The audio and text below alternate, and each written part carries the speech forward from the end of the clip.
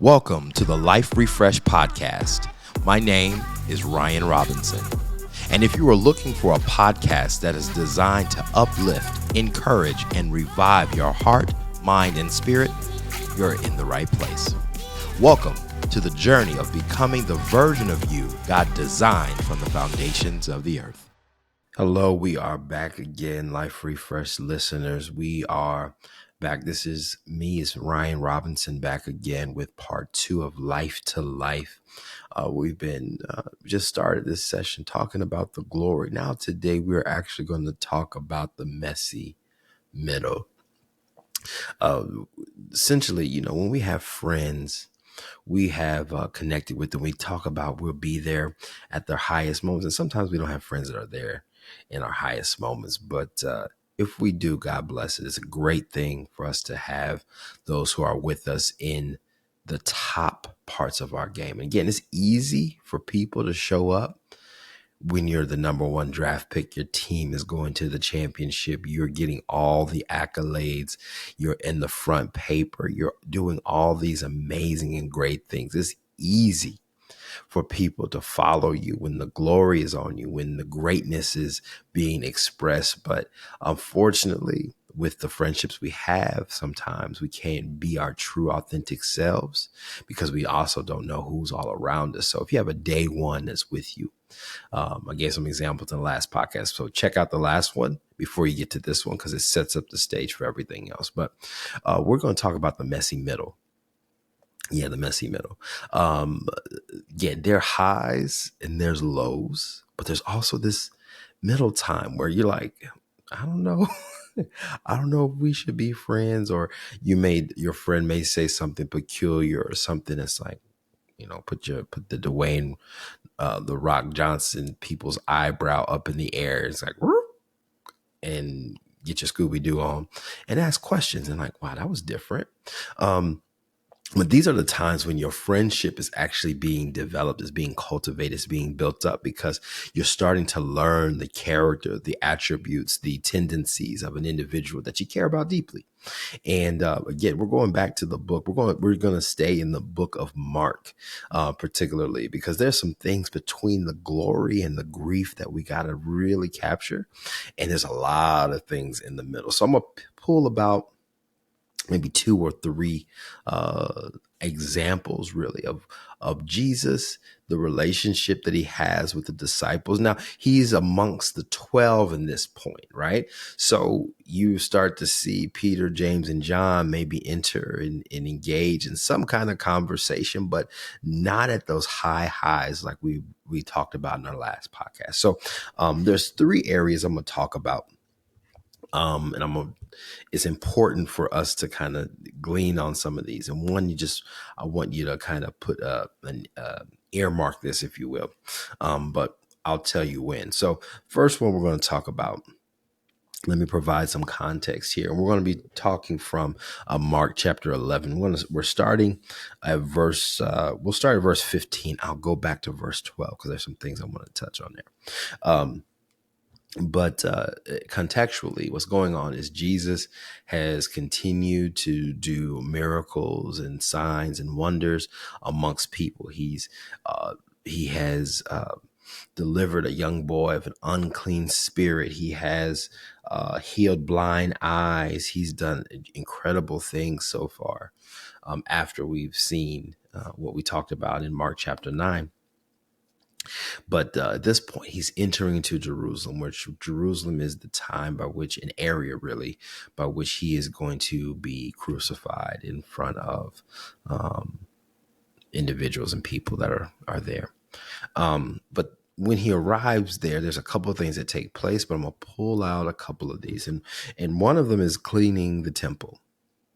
At this time, the temple is the church, basically. And really, there are individuals that were there that were selling sacrifices. So if you want your cleanse absolved, here's $20 for a dove, or, $2.50 for a goat or a lamb, or whatever the case is. So Jesus has a moment where he does a Jesus thing, and he's not gentle Jesus in this moment. So let me read it so you guys can get some context here. Okay. And they came to Jerusalem. Jesus went to the temple and began to drive out those who sold and bought in the temple.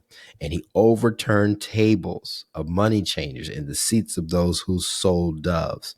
He would not allow anyone to carry any vessel through the temple. And he taught them and said, is it not written, my house shall be called a house of prayer for all nations?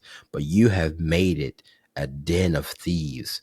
The scribes and chief priests heard it, and looked for a way to kill him, for they feared him, because all the people were astonished at his teachings. When evening came, he went out of the city.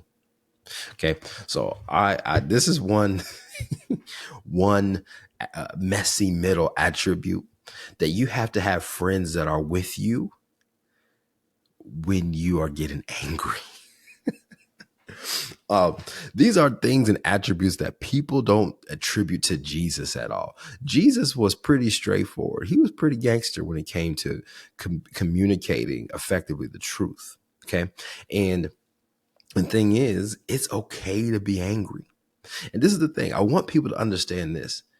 I believe that Jesus was a man who walked this earth, but without sin. So at all points, the Bible says he was tested just as we are, yet he did not choose to sin.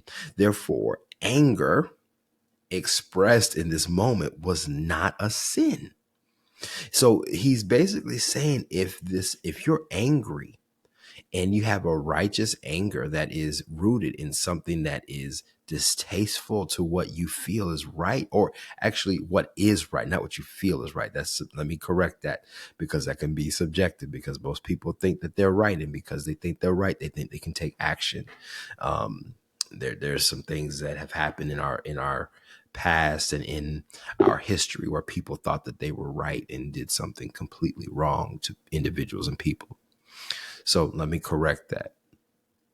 But Jesus did exactly what he felt was he was trying to make sure that the temple was not a scandalous place for money changers, because it actually took away from the purpose of coming to the church in the first place. But imagine being one of the 12 disciples, watching this rabbi who has been healing people flip tables, y'all, and whipping people to get out of the space, and say that this isn't my house. Isn't this supposed to be a house of prayer for all nations? But you have turned it into a den of thieves, which means that people that were buying their sacrifice were getting undercut. So Jesus did what was right. People were stealing people's money for a sacrifice that they probably couldn't afford. And you know how we mark it up. So like, hey, listen, I got this dove for, that dove cost you $1, and then you sell it for $2.50,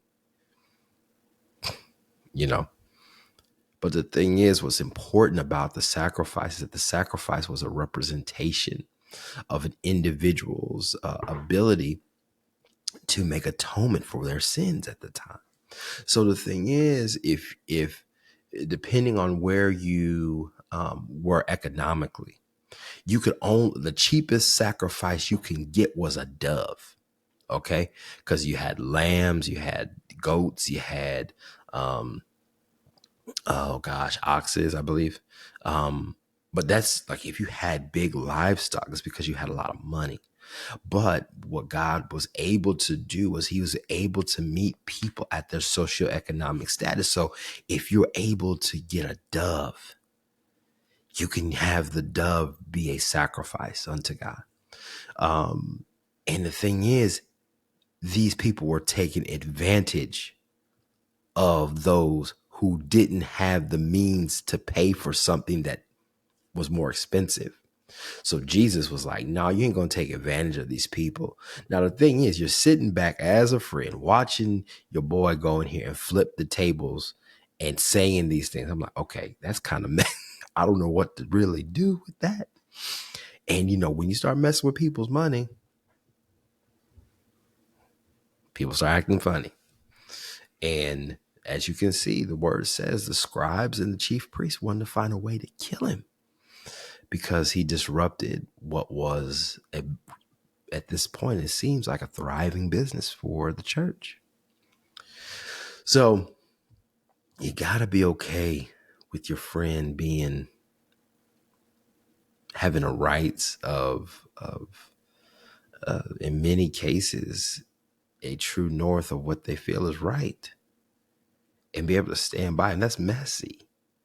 The Bible didn't say Peter, James, and John and the 12 were flipping tables alongside him. Nope. They were probably watching like, okay, what do we do? Because typically he doesn't usually do that. He's usually healing people, not flipping tables and pulling chairs out and throwing them at y'all. Like, he's not generally doing that. But when you do something like that, do you still have friends that are alongside you? Especially when you're doing something that you're passionate about and really believe in. And because you believe in it, they got to respect that. And because you followed your convictions in the messy middle, will they turn away or will they stay around? That's a question for you. Okay. Another one. So that's part one. The other one here is I will actually speak to this because it was a little bit of a different one. And it's actually before verse 12 that we talked about. Before Jesus reaches into the temple. And I got to turn the light on, y'all. I can't see. I can't see. I got the light on. I'm trying to do everything I can, but I literally can't. My eyes, y'all. Your boy's getting old. Anyway, my eyes are getting old. I'm not getting old. My eyes are. Okay. So before they entered into Jerusalem, going to the temple, Jesus actually does this thing. It's called he cursed a fig tree. Now, let me read this first and then kind of pick it up. It happens. They follow the word follows up with this after the cleansing of the temple. So verse 12, Mark chapter 11, verse 12 says this: on the next day when they returned from Bethany, he was hungry. Seeing from afar a fig tree with leaves, he went to see if perhaps he might find anything on it. And when he came to it, he found nothing except leaves, for it was not season for figs. Jesus said to it, may no one ever eat fruit from you again. And the disciples heard it. Strange, right? Like, why you talk bad to the leaf? Like the fig is not even season for it, right? So you start seeing that, right? But they heard it. Okay. Now we're going to skip over the cleansing and we're going right to verse 20 now. Same chapter, Mark 11, verse 20. It says, in the morning, they passed by and saw the fig leaf withered from the roots. Peter, calling to remembrance, said to him, Rabbi, look, the fig tree which you cursed has withered. And then Jesus answered, have faith in God. For truly I say to you, whoever says to this mountain, be removed and be thrown into the sea, and does not doubt in his heart, but believes that what he says will come to pass, he will have whatever he says. Therefore, I say to you, whatever things you ask when you pray, believe that you will receive them and you will have them. And when you stand praying, forgive if you have anything against anyone, so that your Father who is in heaven may also forgive you of your sins. But if you do not forgive, neither will your Father who is in heaven forgive your sins. Okay? So I'm going to say that part. Now, this is a new one. When your friends, you're standing by your friends in the messy middle, when you do something that's out of character, but really part of their conviction, but also, do you have friends that will stand by you when you speak and say things that haven't happened yet and not call you crazy? Do they stand by you when you have faith for something? Do they believe alongside you? Jesus said, have faith in God. Jesus gave them an example, literally real time. He said, this tree is gonna die. No one will ever get fruit from you ever again. Okay, I'd hear that and be like, okay. But I come back to that tree again and again. One of the disciples that was listening said, Rabbi, that was the tree that you spoke to. There was a lesson in it. And the lesson was you need to have faith. Jesus exercised faith towards something that should have been doing what it was supposed to do, but wasn't. It's supposed to have fruit in it. It didn't. And what I think is important is when you have a friend, you're living life to life with someone, you need to be with someone that has faith in you, that believes you in what you say. It's hard to be with someone because this is the thing, y'all. Messy middle things like this can actually disqualify a friendship. If a friend of mine is flipping tables, sometimes you'd be like, you know. And if I hear my friend saying something about a tree, for this example, is no longer going to bear fruit, or I'm no longer going to pursue this particular path. I'm going to go this path of my life now. And at this point, you're kind of in the middle listening to these things. Now, the thing is, you could call your friend crazy, but no one says that. The Bible doesn't say that. It says the disciples heard, but they didn't say anything. They might have their thoughts like, oh, why did you say that to the fig leaf? Well, we're just going to keep walking. But what ends up happening is there's an observation that something had changed. And many times, many of us don't have friends that acknowledge the changes that are happening when we are making progress. Now, do you have a friend, or actually, let me reverse it. Are you a friend that acknowledges when individuals in your life are making progress? They said they want to go after this particular dream of theirs, but you haven't encouraged them. And when they start making progress, you're like, oh, I heard what you said. You did what you said you were going to do. And you don't give them the encouragement, or you don't even acknowledge. Acknowledgement does a whole lot. If you're not the kind of rah-rah kind of person, that's fine. Most people don't need cheerleaders like that. I'm one of those people. Like, I'll get hyped for anyone doing anything great. Because at the end of the day, there's too much opportunity. There's too much blessings. There's too much out here in this world to be achieved for me to be jealous of what you're doing. I just really don't have that. I don't really, I'm just not that kind of guy. But if I have a friend who is doing well and they speak like, hey, I have a dream to do this, I have faith for this, then why don't I just tie my faith with theirs and say, man, I believe you. I'm going to be with you, man. I'm going to push you. I'm going to help you out because I believe in you and I believe in what's been given to you. Because typically those desires don't just pop up in our hearts and our spirits. They have to be God-given. God gives us the desires of our hearts, which means not only does he give us what we desire in our heart, he gave us the thing that's driving us to accomplish the thing we're trying to get after. So I want us to be really mindful of that, is that you need to have someone who's going to have faith alongside you. Because the thing is, I can get to glory. Like, if I just come in on the glory phase, that's cool. But I haven't been a part of that messy middle phase where I've seen some characteristics that I didn't think you had. But the thing is, they're still noble. And I've been alongside you when you were looking and dreaming for having faith for something.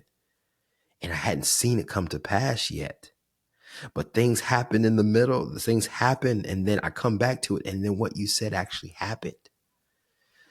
Or what actually, let me see, not actually what you said, what you believed God for came to pass. Let me clarify that, because some of us get into this manifest language, and I'm not really about that. I'm about trusting God for the outcome. Okay. So these are some of the things, y'all, that we need when we're in a messy middle. And the last piece here, I'm just gonna kind of gloss over this a little bit, but people were trying to kill Jesus. Let's not pretend that that Jesus was everybody's fan. Like Jesus was he had a fan group of people that were not accepted by the religious leaders of that time. He hung out with the leper, with the poor, with the deaf, with the blind, with the sinner. He hung out with people that were trying to that were getting ripped off. But the people who were in position were trying to kill him. Now, this is the thing. This is where you talk about your ride or die people. I had, and I mention this in football often, but when I played football, we had some, we didn't get in fights, but one of the things that we did, or we would talk about, is if one of your teammates gets in trouble, you jump in and you'll figure out the mess later. Because at the end of the day, they're our brother first. And then you figure out, man, what were you doing that started that? But the thing is, because they're our brother first, that's the first thing you do. You keep the relationship over everything. No, none of us considered, was he right or was he wrong? We'd figure that out later. we would figure that out later. But I think that's important in the context of relationship. Because the thing is, if I evaluate everything that you do and then decide when I should jump in, listen, I'll figure it out later. But man, I'm gonna give you the blues once I found out it was something stupid. But at the end of the day, you're my guy, and I signed up to be your brother. Now, if you're my brother or you're my sister, I'm with you. I'm with you for real. No jokes. 100%. And that goes in with the faith part of this.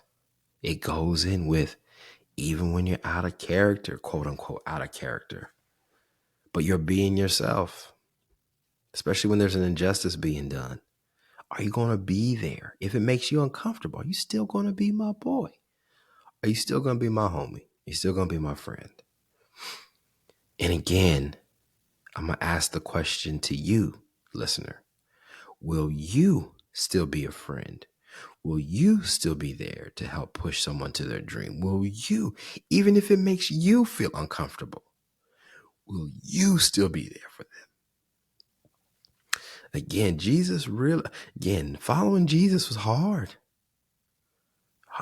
You got crowds showing up, people trying to crucify him and get him killed. And then also you got people just like, never seen a guy like this before, but you're still hanging by him because you believe in him. You believe in who he is. You've seen what he's done. You've seen how he's changed your life and how he's been changing the lives of hundreds of thousands of people. Listen, that's what friendship's all about. Will you be with me when it gets rough, or when we're in the messy middle, when you really don't know, should I stay or should I go? I've seen you in the glory. That's really cool. That's really, really great. But when you come down the mountain, are we going to be able to hang out then? And there's plenty. Again, I just pulled from a couple of examples here by which the disciples had opportunity to drop off, Flipping tables and cursing fig trees is just the top. It's just a little bit of all the things that Jesus had done between the transfiguration moment to the grieving moment, which will be a part of our next podcast. So, just to recap, be a friend or have friends that will be with you when you feel extremely justified and have this internal drive for justice for people. It may pull out some characteristics and passion out of you, but you need to have people that understand and experience that passion in the middle, because at least they know what you stand for and what you won't stand for and what you will stand for. And then the last part is the belief system that you have. Like I said, Jesus cursed a fig tree and they didn't see the results of that till they passed that same tree the next day. But he says, you have faith in God. Believe. If you speak to this mountain, go and it will be done for you. If you have faith and don't doubt. These are things that Jesus was teaching.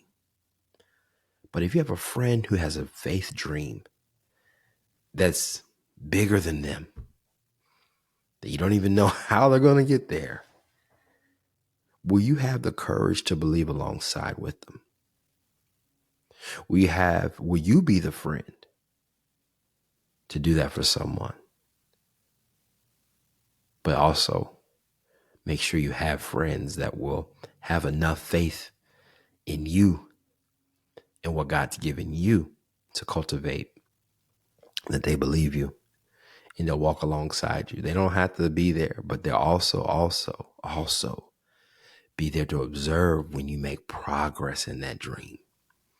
That they will continue to exhort you. They'll continue to encourage and build you up as you're making progress towards it.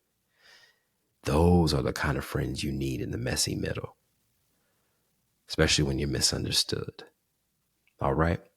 Now, next podcast, we're going to talk about the grief part of life to life. Keep it locked here. Again, share it. Let someone know that this podcast is out here, especially if it's reaching to you and you think you have some friends that would be able to help benefit actually from this particular message that you've been able to listen to today. So with that being said, we'll catch you in the next pod. Peace.